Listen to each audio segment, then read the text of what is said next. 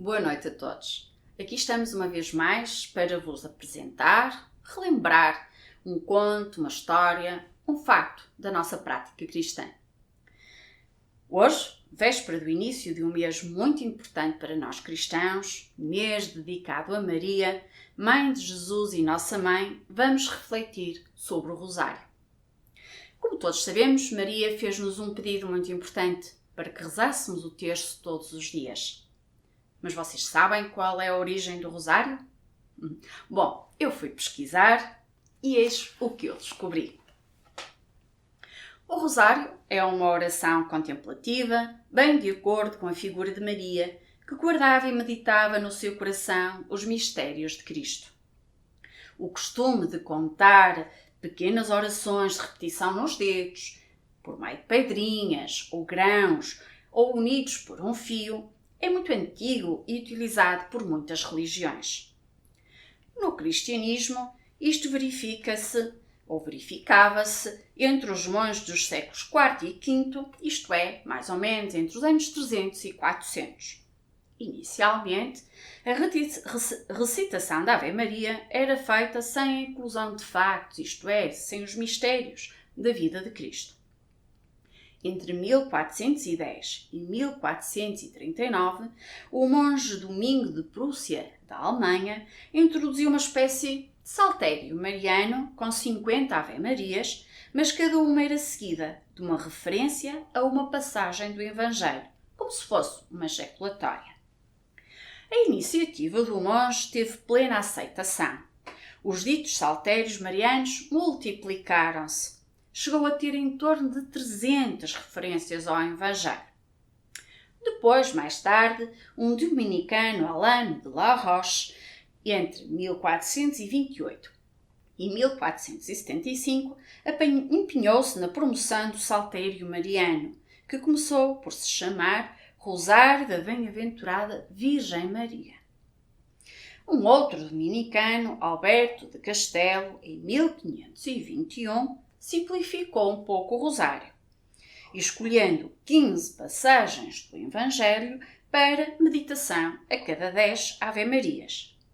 Mas foi com São Pio V, Papa, entre 1566 e 1572, época final e de implementação do Concílio de Trento, em que foram organizados os livros litúrgicos atualizados até ao Concílio Vaticano II, que estabeleceu a atual configuração do Rosário. Mas também é importante nós percebermos a origem do nome Rosário. Esta designação de Rosário parece ter tido origem no costume de alguns lugares em que o povo oferecia rosas em forma de coroas à sua rainha. Os cristãos transferiram essa prática para Maria, Rainha do Céu e da Terra, e assim oferecer-lhe uma coroa de 150 rosas, que significava o número de Ave-Marias. Daí o Rosário, mas dividido em 3 partes, resultando o terço. Cada 10 Ave-Marias, um facto da vida de Jesus e de Maria. 5 factos da infância, os chamados mistérios da alegria, os mistérios gozosos. 5 factos da dor, da paixão e da morte de Jesus, os chamados mistérios dolorosos. 5 da vitória de Cristo e da participação de Maria nela, os chamados mistérios gloriosos. Mas como ficava de fora a pregação de Jesus, São João Paulo II, em 16 de outubro de 2002, acrescentou 5 mistérios de luz, os nossos chamados mistérios luminosos. Assim, o Rosário passa a ter 200 Ave-Marias, 200 rosas, e a cada série de 5 mistérios passa a ser um quarto. Mas pela tradição, manteve-se sempre a falar em rezar um terço ou um rosário. Vamos ver qual é a importância e o valor do rosário. No dia 16 de outubro de 2001, ao iniciar o seu 25º pontificado, João Paulo II promulgou a Carta Apostólica Rosarium Virginis Mariae. Com este documento, o Papa quis fazer um relançamento desta devoção, querida da piedade popular, e proclamou o ano do Rosário entre outubro de 2002 a outubro de 2003, desejando que fosse acolhido com generosidade e solicitude. Algumas das circunstâncias históricas que levaram João Paulo II a fazer este lançamento do Rosário era a crise do mundo, com efeitos devastadores na família e as relações entre os povos. Situação tão atual que temos hoje com esta pandemia que teima em não nos deixar e que afastou tanto as nossas famílias, promovendo este isolamento horroroso, principalmente dos nossos idosos.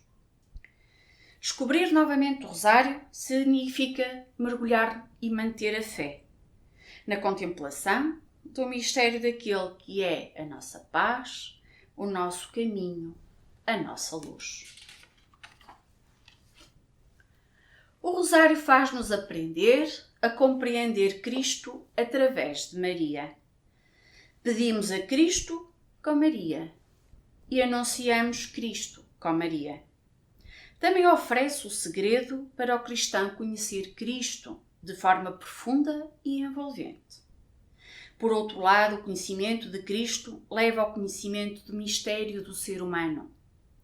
Percorrendo os mistérios de Jesus, o discípulo, que somos todos nós, encontra a verdade profunda da existência humana.